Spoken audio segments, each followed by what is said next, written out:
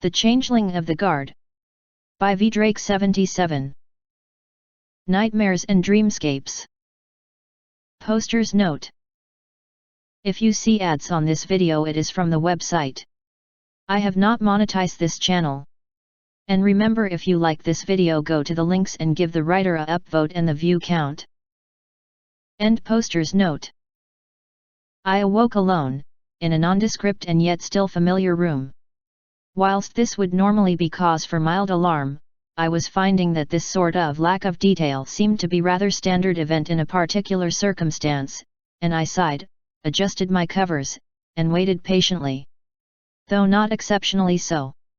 In fact, after several minutes, I fear either my annoyance or concern prompted me to act.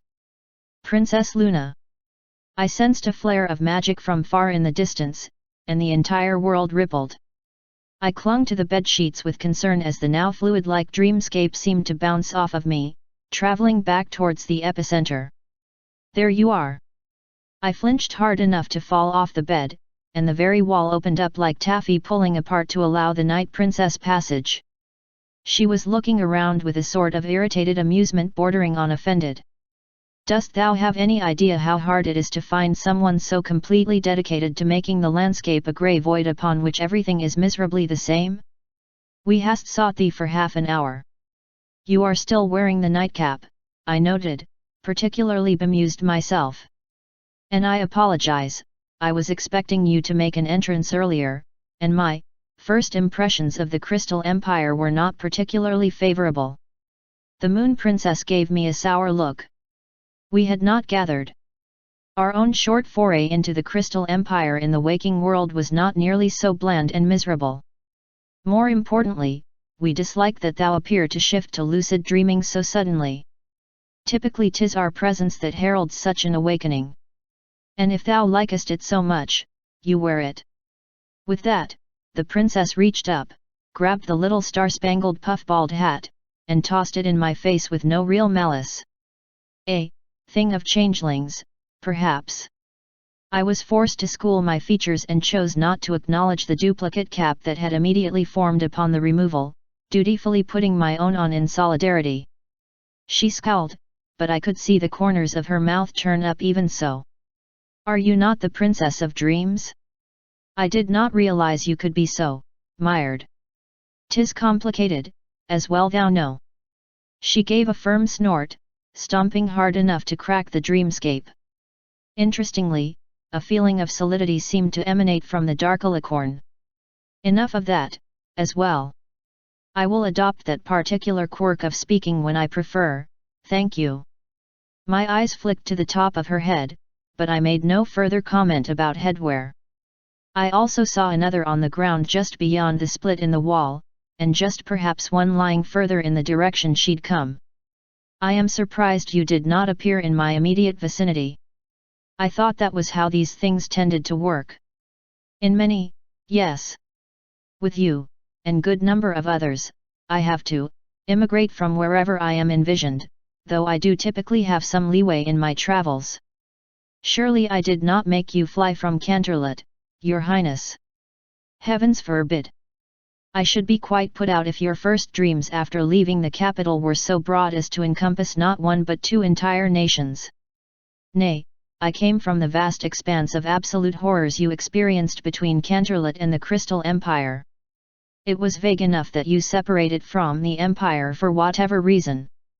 I felt a shiver run through my entire body as I understood. The trains.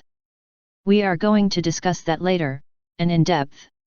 Suffice to say, I shall not be returning the way I came. You have had entirely too long to develop these nightmares and never the opportunity to face them. They are a matter for later, as I said. I would not spoil your new homecoming with a lecture. We could cheerfully ignore the matter entirely. I was not aware one could be silent in royal Canterlot voice. Or that one could speak mountains with aforementioned silence. I cleared my throat before offering lamely, then perhaps you have other reasons to call. Is it not enough to check on a friend who has doubtless had an interesting day? It does not sound like the majority of it was pleasant. I do hope it ended on a high note. Perhaps leave the fishing to ponies with boats. I believe I recognize the hooves of royalty upon the scales of my fate. Luna sniffed, only half feigning her displeasure. Less than you might think. Young Cadance plots prettily, but she is not terribly subtle. My sister is, surprisingly, prudish. Yes, prudish, on such matters. Whilst I doubt not that she would support your courtship, I strongly believe you may be moving more swiftly than she truly approves of. To be fair, in this, I might agree with her. I shifted, feeling like a colt caught doing something awkward. That is to say, it only appears. 'Tis far too late to be coy, friend idle. I do not mean to judge, I have seen far worse. I could not suppress the deadpan, I suppose you have. And far more active, she winked, giving me an impish grin. Even from you. Regardless, I only mean that I do not want to see any pony hurt because you are rushing intimacy into a relationship because you have delayed it overmuch. I sighed, completely unable to meet her eyes anymore. I did not intend to. I simply wanted to, though I knew I should not. Then you should be forthright about your concerns. This is not a pleasant dream you find yourself in, for all my presence. That you are troubled is clear, I would not see it devolve into a true nightmare. The princess then gave a firm nod, as if this was all as close to self-explanatory as it could possibly be. You should resolve them. I blinked, taken back. I still fear that I do not quite understand. Could you not explain how this works, perhaps just a bit? Maybe, tell me why my dreams are troubled. Idle, know that I love you as a dear friend, but I will not explain your own dreams to you. I never have, and never will. Should dreams twist into dread, I will aid all who need it, but not in this. What greater joy than discovery, of that new beginning? You cannot ask me to take that from you. It would make this much easier. And yet I shall not. Truthfully, it is likely I cannot. You are different, friend idle. If you have troubles, speak them plainly, and as a friend, I shall aid you. But not as the princess of dreams. Luna looked sheepish, but nodded. If that is amenable. I considered, and found that it indeed was. Our relationship has transcended traditional boundaries since you sicked up on me. I could use an old friend while so much is new. I already presume too much upon Prince Shining and Princess Cadenza. Caddy, idle. You know she insists. Cadance if you must, but such excess formality will hurt her. Shining, may prefer a bit of distance for the moment. I confess, I was not as close to him myself. Fine, Cadance, when they have so much else to do. If these calls are purely to be personal, I confess I could use the assistance. And I confess that discussing my concerns about Topaz with Topaz herself. You should absolutely do that. I feel you are doing precisely what you said you were not going to do. Then I am a most hypocritical friend. I have seen many a pony sweep it under the covers, and it rarely results in healthy relationships. Thou art not a fumbling colt, pull upon thy suspenders and approach the matter forthwith. That is the single oddest way of phrasing deal with it like an adult.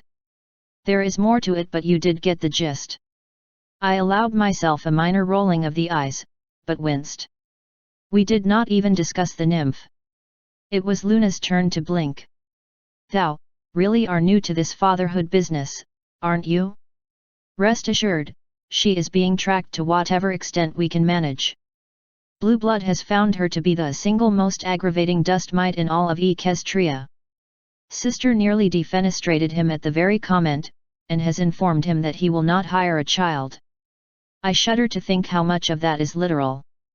My relationship with Circe requires discussion with her as well. The two of you have presumed much, but she is neither adopted nor inherited. What we are is, not family. Or perhaps was not, until recently. Changelings do not do family in any way that ponies would really recognize. Even the concept of reproduction is less one of continuing on a family line and more of continuing the will of the hive. We are numbers more than we are individuals. I blinked at Luna's aghast look, then rolled a shoulder. It is very not pony. I should say so. And your people are content with this. I would say many of them crave it. The hive is orderly in all things, and change, be it to the way of things or even simply minor inconvenience, is rarely tolerated. That does not particularly align with the invasion, you realize. The hive always seeks growth. Perhaps Cadance, forgive me, Caddy, was too big of a food source to allow her to go to waste. Perhaps the invasion was simply a new type of expansion. I let the words linger, the taste of them displeasing. Luna perked up. You think otherwise?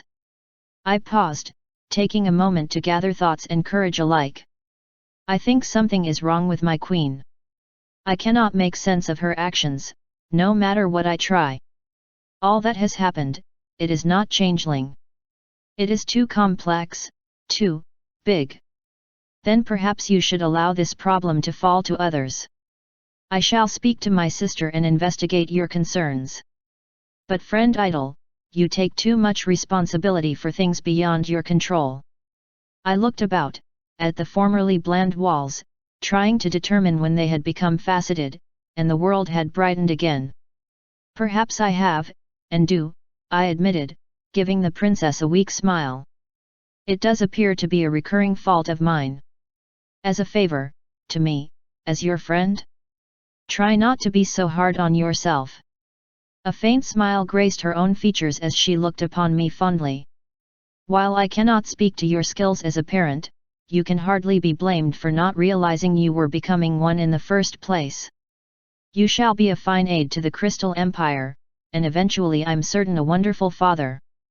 I have heard it is usually not until the second or third that one hits the stride, so I believe there is plenty of time. I had to scoff at that. Order preserve, princess. Allow me a moment to come to terms with being a parent once before suggesting I do it thrice. And it is most unbecoming to suggest premarital child rearing to your subjects. Fie upon it, then. I hope you marry the mare and have a whole clutch, Luna sniffed in mock indignation. Several, in fact. May your spawn blot out the sun. Do not curse my potential horde of inheritors with fulfilling your ancient fantasies, even if they will not or in fact cannot exist. Her grin was infectious, and I could not help but return a smaller in kind. Touché. But on the topic of time, I have other duties while you laze about. Unfair. If I could labor in my sleep, you know I would. And, if I could aid you. Oh, I know, but you can't and I must. And I think I would welcome your aid once you are a little more comfortable in the dreamscape. As I was saying, time flows differently in dreams, but flow it does, and I must be off. The princess rolled her shoulders and began stretching her wings. I sighed.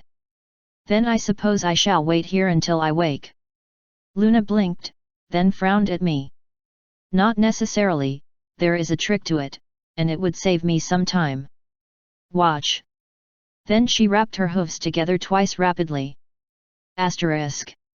I woke with a start, jerking out of bed, the no longer gossamer sheets in reality far more tangled than those of my dream self as I caught a face full of golden wing, spluttering into a sleepy topaz's feathers and eliciting a shriek from the aforementioned mare, who then started flailing, further entangling the sheets as we both learned the perils of our temporary sleeping arrangement. Idle, you can't just wake up and raspberry the underside of my wings.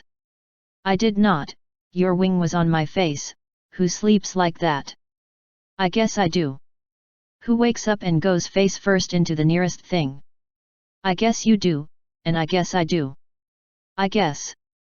And then the two of us stared at each other for a long moment until the sheer absurdity of the situation overtook both of us, and each of us began to snicker and then break into full-blown laughter, and Topaz ended it nearly in tears, resting her head on the pillow as we both settled. She offered me a languid smile, full of warmth. Hey! I tried to think of anything more intelligent to respond with, but in the face of that smile, words utterly failed me. Hello. Topaz rolled over, no longer looking me in the eyes. We've got a lot to talk about, don't we? The Pegasus began wriggling herself free of her fabric cocoon, and I confess, there was something very interesting about watching her do so. Yes, we do. And probably should have last night. Or at least, before last night. Now free, the Pegasus began limbering up, stretching both legs and wings. Maybe so, but not sorry. She winked at me. I wanted to make it very clear that we both had choices, and we decided on them. No pony manipulating us. No pony manipulating us directly, I countered, but without heat. That we are victim to machinations is unquestionable. You might have been a little bit of a victim to manipulation. I was using feminine wiles and an active participant in the machinations. You did sort of put me through weeks of panic and frustration. From what I remember, you even told ponies that they needed to communicate their issues after the whole mess with Discord. Kee and Da, not great that you didn't follow your own advice. I blinked, taken aback. But that was different. Okay, how? Absurdly powerful being that you have no business facing off against? Check, from what I understand your queen is actually terrifying, and not just to you. I talked to Wayne after I found out about the invasion. He's apparently making money hoof over fetlock on pest control work because ponies in Canterlot are about as freaked out as you can get. Elements of mind control? Check. You weren't in complete control of your actions, and your side of things is a little more confusing. But I was, if anything that's on me, and I'm still clearly okay with all this. If you were mad at me for what happened, I'd understand, but I'd still rather work through it and stay friends at least. And since you're not mad at me, I was willing to push my luck a little. She shrugged, satisfaction radiating off of her like a cat. And I'm glad I did. I sighed. Yes, well, I am aware that my people can manipulate the emotions of others. I feared that I had done so to you. You must understand that suddenly becoming aware that you felt anything beyond friendship towards me was an intense and very unexpected situation. I don't even typically read your emotions unless I let my guard down or I believe you to be giving permission. I did not want another incident like when I husked you. That was terrifying, and I would rather die than risk doing so again. That's fair, she allowed, nodding her head slowly before taking a seat by the bed and faking nonchalance. But I still think you owed me a conversation and not running away. That is also fair, I accepted, watching her with puzzlement before comprehending. You are going to watch me get untangled. Not even a hint of guilt. Well, I mean, what's good for the goose?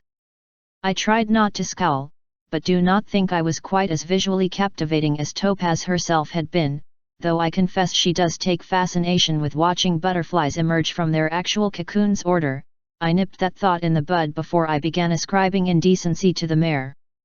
It was not the same thing. Are you blushing? No, I struggled to get free a little quicker, managed to tangle myself worse for a moment before freeing myself entirely. Not having wings in my unicorn form made it considerably easier than it had been for Topaz, but it was still not the simple slide out of warm slime that a cocoon would have provided. Because it looks like you're blushing. Idle. It is nothing. Please do not worry about it, I groused, clearing my throat as I finally freed myself from the thick coverlet. Beyond that, I was afraid my other self had seduced you in ways I was not aware of. You thought you were so good that I just fell madly in love. Well, maybe. Topaz looked momentarily stricken, but covered it quickly. I could not remember the last time the mare had so completely smothered her emotions. What? I hate to tell you this, Idol.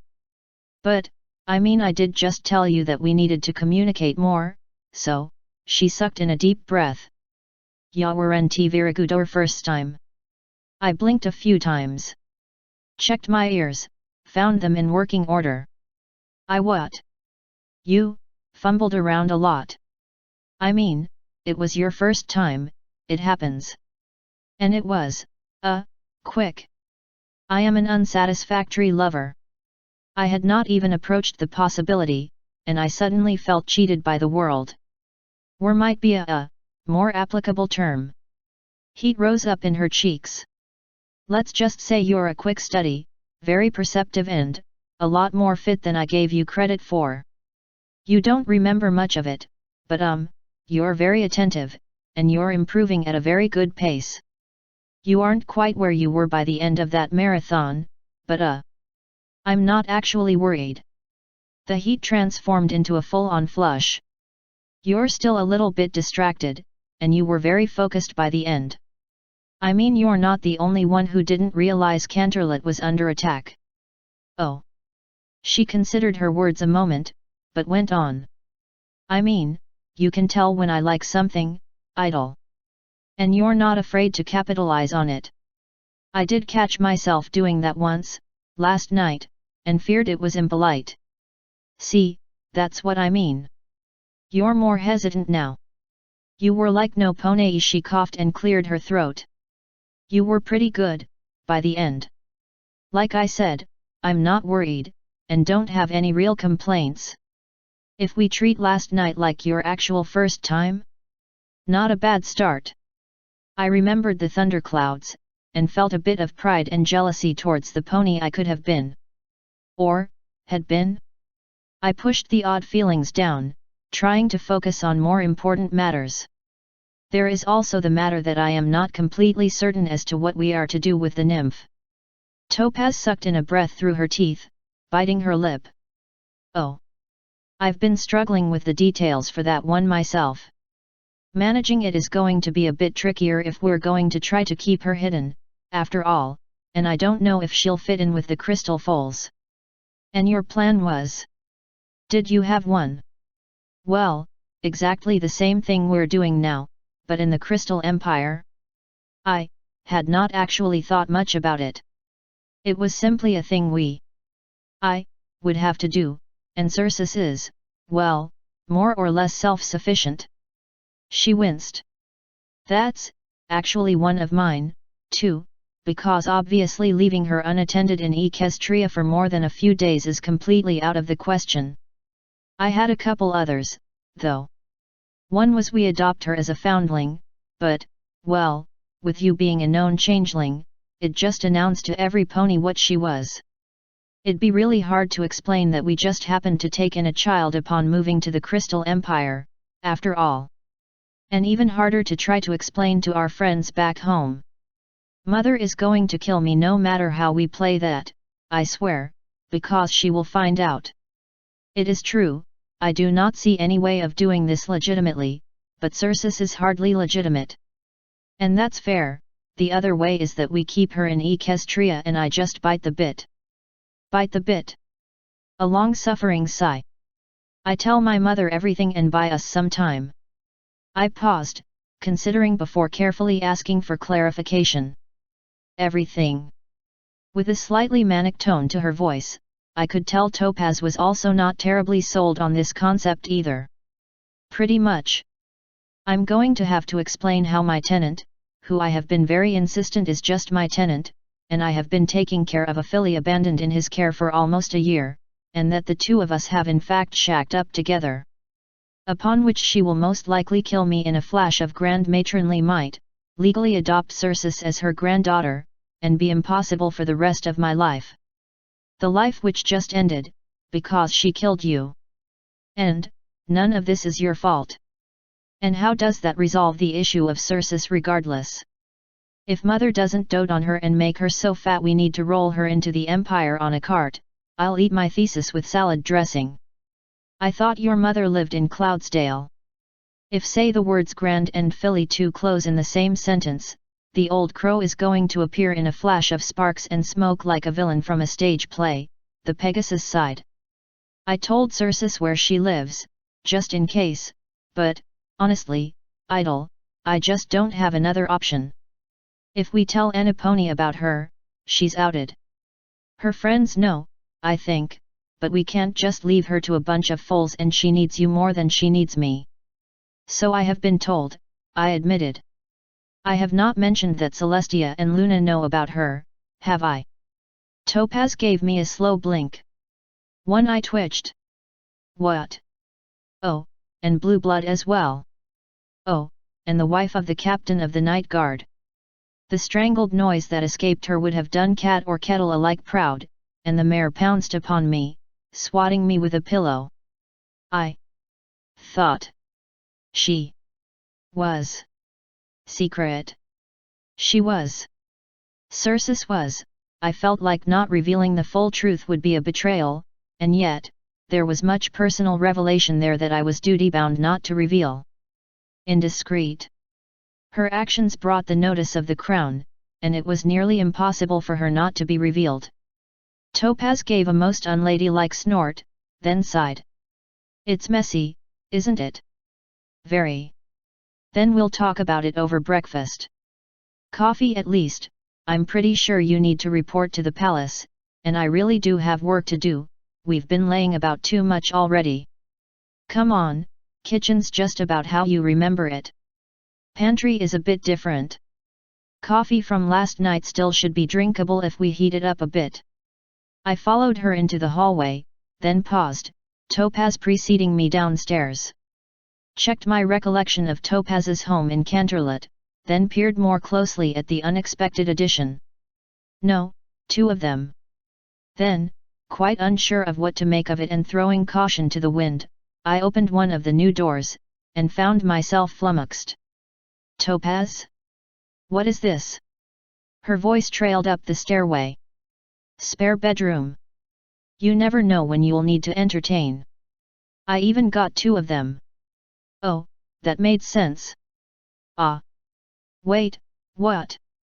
I told you I had room for you upstairs, didn't I?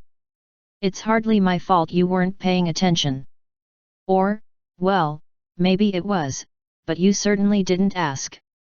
I continued to stare, complex emotions welling within me. Do you remember how we just spoke about honesty? I do. Then hear this.